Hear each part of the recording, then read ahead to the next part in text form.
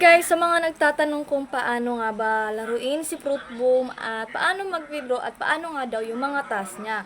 So, ganito po yung kay Fruit Boom, no? Makaka-withdraw ka dito kahit walang invite. Saan? Sa gold coins po. Doon po kayo sa gold coins mag-withdraw ng walang invite. Syempre, kailangan may task din po siya.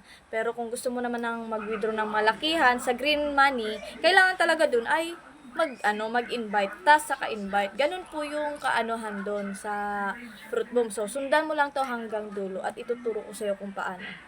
Hey guys, so sa mga nagtatanong dyan kung paano nga ba ito laruin si Fruit Boom.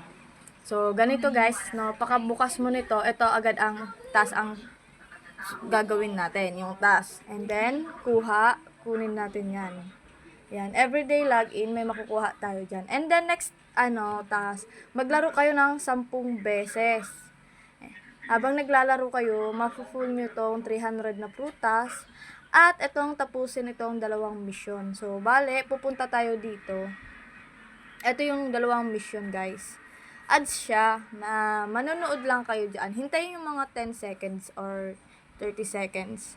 Huwag nyo pipindutin, hintayin nyo lang na ganyan. Habang hinihintay nyo, pwede nyo itong pindutin para makita natin kung pwede nang i-back. Ayan, hindi pa. So, hintayin pa natin ng ilang seconds. So, i-check natin guys kung pwede na. So, ayan. Ganun lang guys gagawin natin dito sa, so nakaisa na tayo 2 beses pa. So, pag natapos nyo to guys, itong 100 hearts, pupunta na po tayo dito.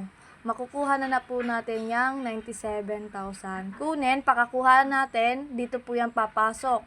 Kapag pumasok na po dyan, lottery draw na po tayo. So, ayan, makikita mo dyan, pwede kang makakuha ng pera. So, 50,000 bago mo siya pwedeng click, spin. Ayan, dyan po tayo kukuha ng free coins ha. Dito tayo makaka-withdraw kahit walang invite. So, once na okay na, etong green, kailangan po dito ay may invite dito. Need talaga dito ng invite, syempre. Wala naman easy money dito, no?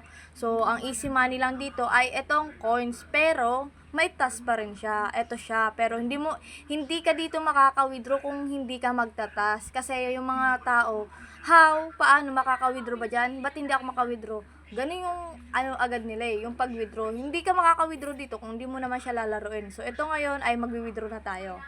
So, ito yung withdrawal method niya. Lazada, GCash, Carrier Billing, and PayPal. So, PayPal ako syempre. Meron na ako PayPal eh. Ayan na yung PayPal ko. And then, mag-withdraw na ako dito ng 126. So, ayan. Hintayin lang natin yan. 10 minutes. Wala naman sa 10 minutes, dumadating naman. Ito yung withdraw history niya.